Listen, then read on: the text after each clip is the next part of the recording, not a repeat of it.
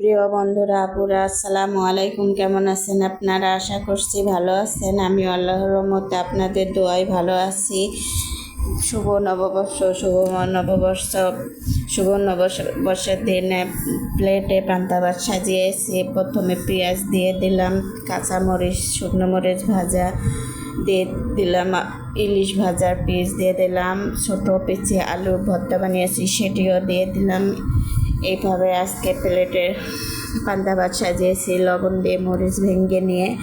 এখন আমি খেয়ে দেখাবো। আজকে গরমের সকাল পান্তা ভাত খেতে ভালোই লাগে।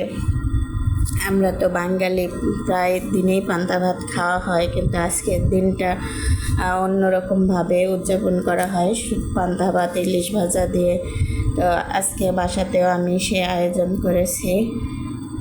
মরিচ ভেঙে নিয়ে, লবণ একটু দিয়ে, পেঁয়াজ কামড় দিয়ে, একটু মাছ নিয়ে পান্তা ভাত খেতে গেলাম। ভালো থাকেন। আল্লাহ।